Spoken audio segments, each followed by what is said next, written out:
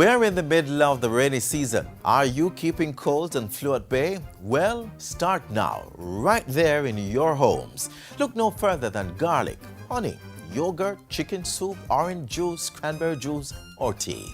They are just some of the foods you can consume to build your immune system. Hello and welcome to another edition of Jamaica Magazine. I'm your host, Adrian Atkinson.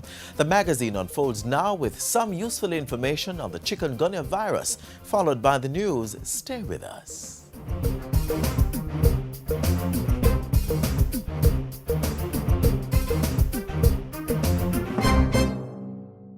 Householders, business people, school administrators, protect yourself and your children from the chikungunya virus. Be on the alert. Help control the mosquito population. Chikungunya is a virus transmitted by the Aedes aegypti mosquito, which breeds in and around your home, workplace, and school. Destroy breeding sites. Empty old tires and all other containers where water can settle. Bore holes in old cans. Cover water drums and garbage cans. Wash flower pots and vases and clean pet dishes regularly. Protect yourself from mosquito bites. Cover your body as much as possible and use mosquito repellent containing DEET.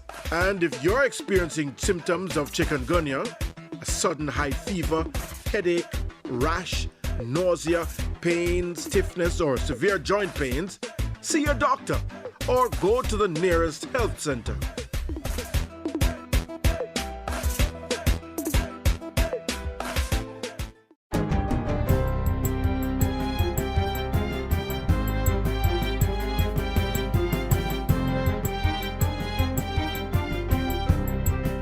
Good day, I'm Andrea Chisholm and this is your JIS News for Monday, September 15. The legal and regulatory changes to develop Jamaica's venture capital industry should be implemented during the next fiscal year. Finance Minister Dr. Peter Phillips made the disclosure last week during the second annual Venture Capital Conference hosted by the Development Bank of Jamaica. He said a panel of investors was organized to provide expert advice and a toolkit was being developed by legal advisors, which will provide access for all stakeholders to the standardized documents and the guidance as to the international best practices to be followed in undertaking venture capital transactions. The Jamaica Venture Capital Fund will provide equity financing to small and medium-sized enterprises so they can grow and develop. The second annual Venture Capital Conference was held under the theme Towards a Dynamic Ecosystem, Linking Capital, Innovation and Entrepreneurship for Growth. Government is moving to strengthen the country's forensic capabilities through a merger of the Forensic Laboratory and the Legal Medicine Unit. They will form the Institute of Forensic Science. National Security Minister Peter Bunting said the institute, which should be finalized in the next fiscal year, would report to his ministry. We think it's not just important for it to be an independent investigative institute, but also that it be perceived as that and that the influence of the JCF will not be any greater than any of its other stakeholders. Minister Bunting was speaking at the official handing over of ballistics comparison microscopes and DNA kits to the Forensic Laboratory by the United States Embassy. He said the equipment will help to strengthen the capacity of law enforcers to effectively fight crime. JCF personnel who are assigned to the laboratory will also be able to take up secondments at the institute with the option of becoming full-time staff or returning to the police force. Students of Salt Savannah Primary and Infant School in Southeast Clarendon are the first to receive tablet computers under the Tablets in Schools pilot project. During the distribution process, parents and guardians had to sign an agreement which outlined how the devices should be handled. Technology Minister Philip Paulwell said the teachers and caregivers should monitor the children as they use the tablets.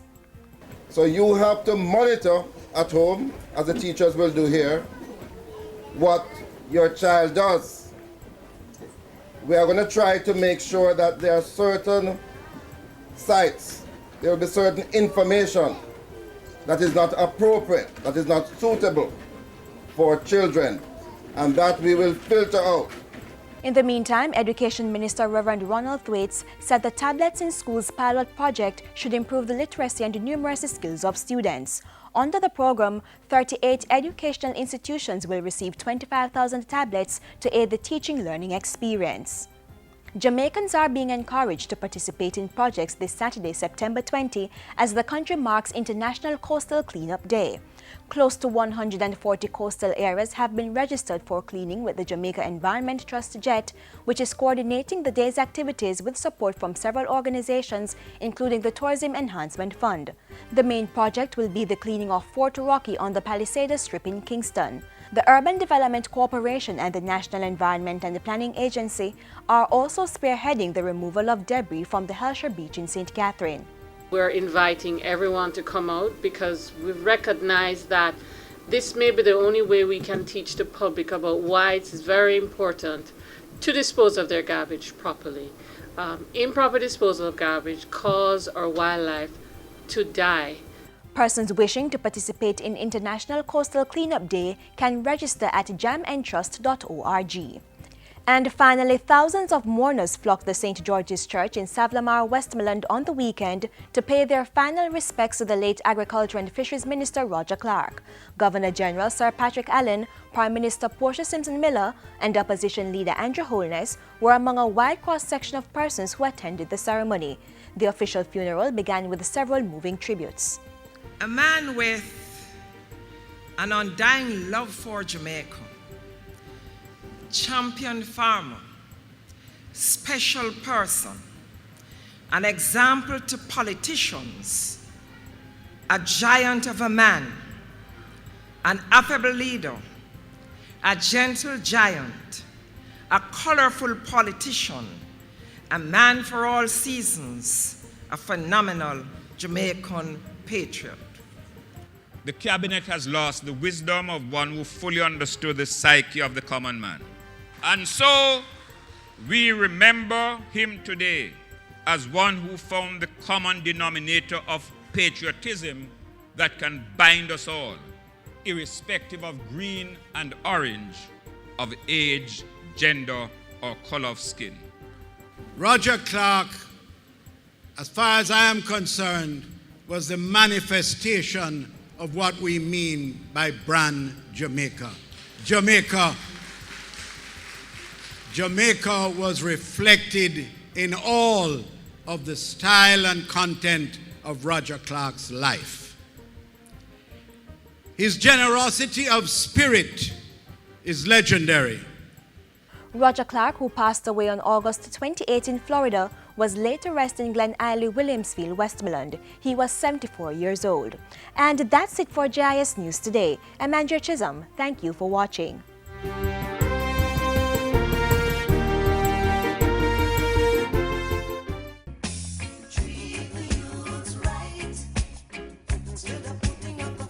I'm Mario Mackenzie, Robin, captain of the Calabar High Track team.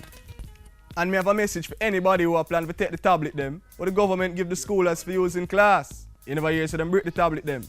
That mean anywhere the tablets there, the government can shut them down. Plus GPS tracker installing of them. And even if you find a way, and you go around all of that, the minute you go up on the internet, them are going to know. So here what you do. Just leave the youth them with the tablet. Give them a chance to further them education. Makes sense, done.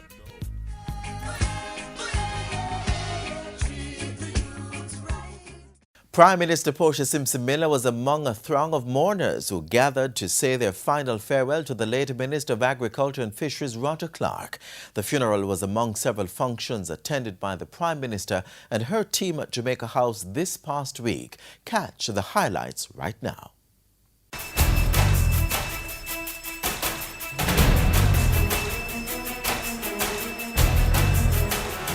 Falmouth residents to benefit from upgraded health facilities, and cabinet members pay their last respects as the late Agriculture Minister Roger Clark is laid to rest. This is Jamaica House Weekly with Stacey Ann Smith. State Minister in the Office of the Prime Minister Luther Buchanan brought good news to residents of Falmouth Trelawney last week when he provided an update on work being done to improve healthcare in the parish. Minister Buchanan is responsible for primary healthcare and rural development. While on a tour in the parish, he said construction on the operating theatre at Falmouth General Hospital was moving apace. Work is currently underway and is expected to be completed early September.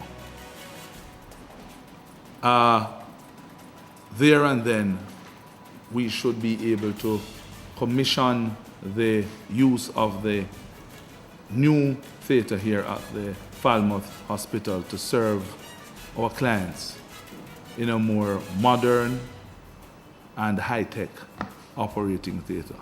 In addition, a communication system is being installed at a cost of $21.9 million, while $15.3 million is being spent on the air conditioning system. Elsewhere in Trelawney, Minister Buchanan said the Ulster Spring Health Centre's sewage treatment plant and dental unit should both be upgraded by December.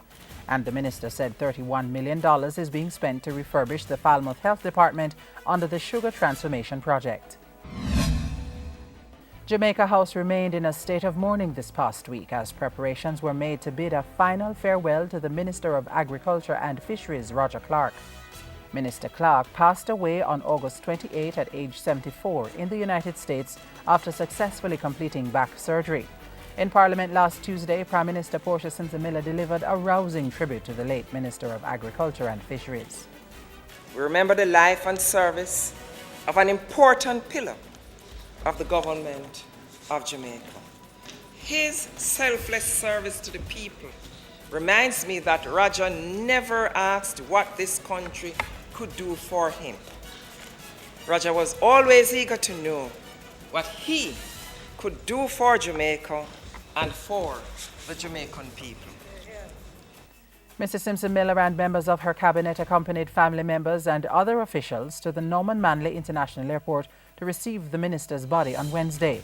The Prime Minister was also among a number of persons from all walks of life who went to view his body at the People's National Party headquarters last Thursday. During a tribute at Minister Clark's funeral on Saturday, Prime Minister Simpson-Miller described her fallen comrade as a friend, defender and protector. Roger, you were my sunshine on many rainy days and my anchor through many political storms. Roger Clark was one of my best political allies. This man among men was my political guardian. He was my guardian angel and defender, and he made no secret of it. I thank him for believing in me, for loving me, and for supporting me, and was always there for me. Later, Mrs. Simpson-Miller traveled the 14-mile journey from St. George's Church in Savlamar to Roger Clark's final resting place, his hometown in Glen Eiley, Westmoreland. And that's it for this week's edition of Jamaica House Weekly. We return next week with the latest stories coming out of the office of the Prime Minister.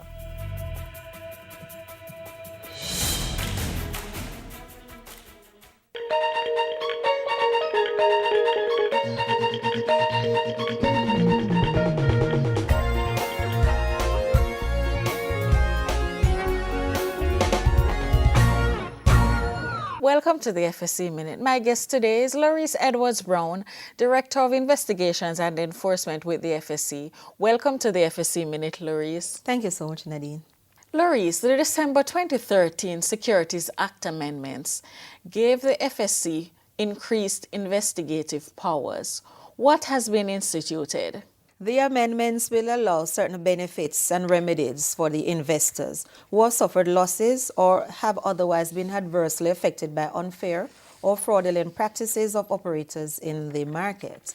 Now, it also allows the FSC to obtain information from licensees and registrants and other persons, and it broadens the range of circumstances under which the FSC may obtain search warrants, and it strengthens the FSC's powers to obtain information from licensees and registrants and other persons. There's also increased powers given to the FSC in how we cooperate with overseas regulators. Given the trans-border nature of crimes, it is necessary for regulators to cooperate with their overseas counterparts in order to combat financial crimes. The amendments to the Securities Act now allows any information obtained by the FSC pursuant to conducting an investigation to be shared with overseas securities regulators for the purpose of ensuring compliance with the securities laws administered by the securities regulator. This power may be exercised by the FSC whether or not the FSC has an independent interest in this investigation.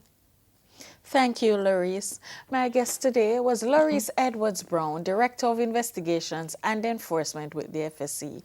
For the FSC Minute, I am Nadine Newsom.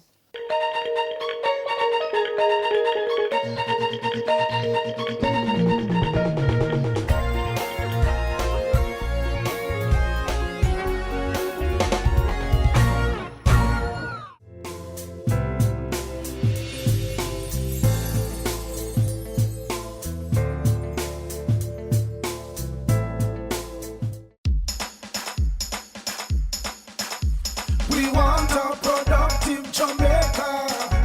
We are not productive Jamaicans. Productivity to move forward on this land. Productivity, that's the way to go, we should understand. Productivity is the way to go for all us Jamaicans. Small business, big business, old and young, we are tell every woman and man. We want growth and prosperity for a better nation with a building plan. So we can build our product and sell our product and put more money in our hand. Our economy can rise to a level and build a better nation. Productivity to move forward on this land. Productivity, that's the way to go, we should understand. Productivity to move forward on this land. Productivity, that's the way to go, we should understand. Productivity. Productivity, Pathway to Prosperity. A message brought to you by the Jamaica Productivity Center, a department of the Ministry of Labor and Social Security.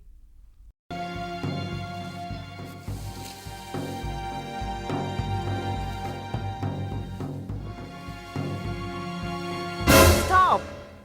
Think before you burn.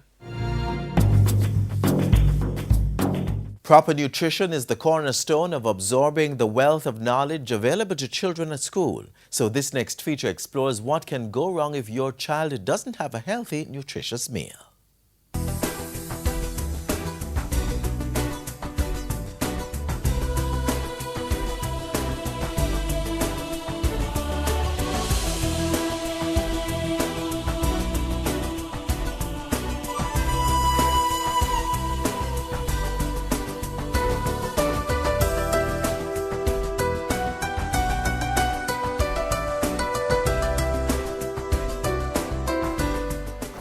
Segment we're focused on eating habits. How are they formed? Are they influenced by our parents, by our peers? How are our eating habits formed? And we are now joined by Christian Allen from St. Andrew Prep, Janelle Owens from St. Hugh's, Kajida Morrison from Alpha Primary, and Saeed Bernard from Micro Practicing. Guys, thank you very much for coming to share with us in this important topic. All right, we're going to start with, do you eat like your parents? Are your eating habits like your parents? Let's start with you, Saeed. Yes, just because anything that they'd usually provide for me to eat, they'd usually eat it. So I would have to eat it, so I don't have any choice. So. You don't have a choice, you have to eat like your parents. Christian, do you eat like your parents? Are your eating habits similar to your parents? Well, my eating habits are similar to my parents, but not exactly. Right. Yes? My eating habits are very similar because since we all eat together as one family, we will usually have one meal. Yes. And, well, it's slightly different, but generally. What do you know? If my mommy prepares something for the family to eat, and I decide, no, I'm not going to eat it, and my daddy take me to McDonald's or somewhere like that, and I would be eating a burger or something that I wouldn't be eating. So she's lucky, right? She then decided, she doesn't want this, Very right? fortunate. Yes. Well, tell me now, so you eat like your parents generally, but would you be willing to eat something absolutely horrible that you do not like if your parents are going to eat it with you? Yes, I would. If they're there encouraging me to eat it and like they're eating it with me, I would want to try it and see. Tell me about something that your parents do that you don't like. Cabbage. Cabbage, you don't like cabbage. Sometimes Callaloo? Liver. I don't really like cheese and bread. And they eat it a lot. But if they're encouraging you to eat the liver, which is good for you, will you eat it? Probably I would take a taste it because if I see them eating it, it would encourage me into trying it. Because if they can eat it, I mean, so can I. All right. Tell me now, how do you describe yourself as it relates to eating? Are you a big eater? What kind of eater are you? Yes. I'm a healthy eater. What is that? I try to eat from all the 6 food groups. Yes. Well, even at school? Not always. Not all the time. Yes, I'm a healthy eater and a greedy eater. And a greedy, what is that? Tell me about that. Well, I eat healthy food, but when it comes to, especially when the food is nice, I would eat it a lot. So I would hurry up and rush it off and eat it, and then I ask my mom for more. All right, Christian, what kind of eater are you? Well, I'd say I just kind of pick food. You pick food. I don't eat that much. Do you worry about that? Do you think that's a good thing? That's a good eating habit? Yes? You're happy and mommy and daddy, they don't complain about, oh, you pick too much? No. What about you, Janelle? I think I eat everything in moderation, so I think I'm a moderate eater. I eat very healthy foods. I try to be as organic as possible. As organic? Explain that to us. Keep on here. I like to eat a lot of like green vegetables, and so I can get foods from each food group. I'll try to make my meals be balanced, and so I would say I'm a very moderate. But organic would mean eating the foods that you grow yourself without fertilizer, yes? Yeah. Right. Okay. Now, when mom or dad serve the food, do they tell you why they're serving you this and why you need to eat it and why it's good for you? Yes. They do? For example, what do they say to you? They say I must be strong and healthy and I can live long. Yes. And I must when I grow up, I will be strong and healthy to lift up my wife and... Okay, yes. My mommy said that when I eat the carrots, it helps my eyesight. It helps me to see better.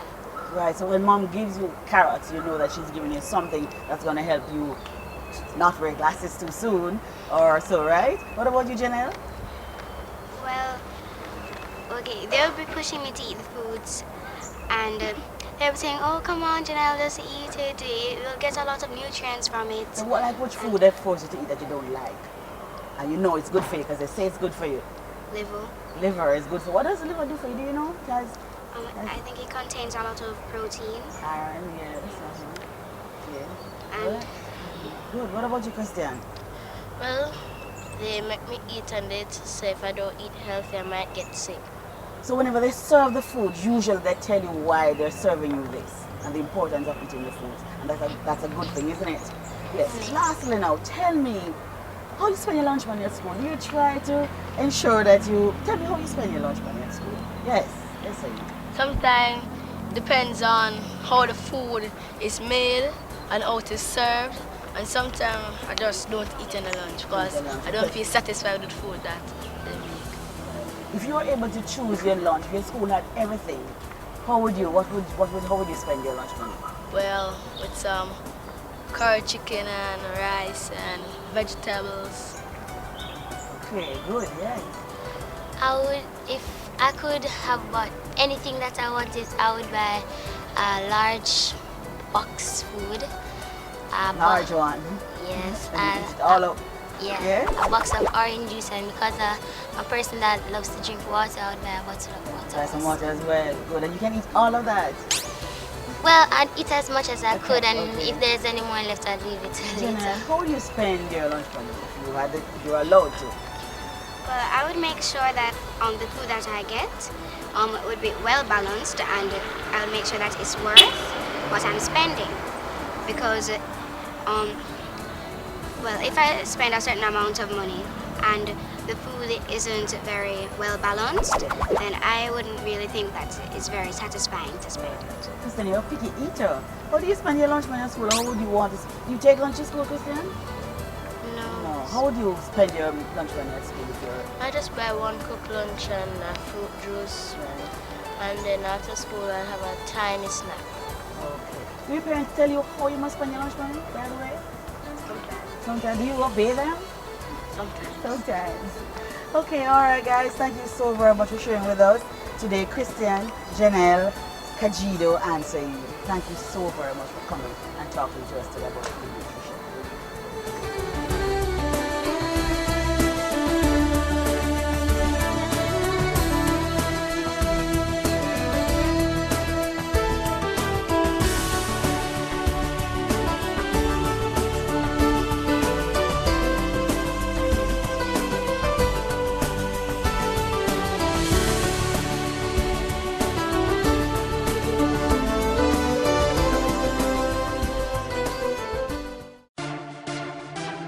The JIS will be having its first poster competition. And guess what? It's all about our heritage. The theme, We Are Free. All secondary level students are eligible to compete, and the posters can either be digitally designed or illustrated. The rules are simple. First, complete an entry form online from the JIS website. Posters will be judged on your interpretation of the topic, originality, neatness, and presentation. Digital posters should include only the images from a collection accessible on the JIS website. Posters should be no longer than 11 inches by 17 inches. All digital posters should be submitted electronically through a cloud storage service such as Dropbox, SkyDrive, or Google Drive, while illustrations must be taken into the head office or Montego Bay office. Posters should be submitted by Friday, October 31, 2014. Please ensure that you keep a copy of your poster after submission. Yes. There are going to be prizes and surprises for the top 3 students and the top participants. Just in case you need more details to be part of the fun, call JIS at 926-359024, extension 2137, or email heritageposter@jis.gov.jm. Don't delay, get started on your poster now.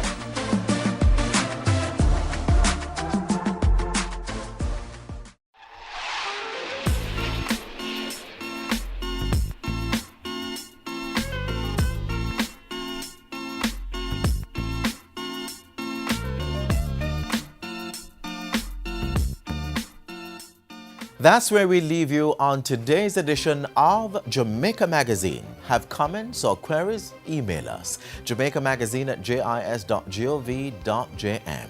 We maintain a strong social media presence, so be sure to visit our Facebook and Twitter pages for up-to-date information on government policies and programs that benefit you.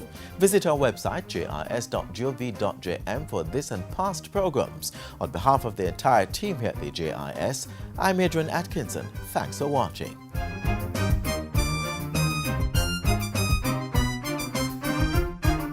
This has been a production of the Jamaica Information Service, the voice of Jamaica.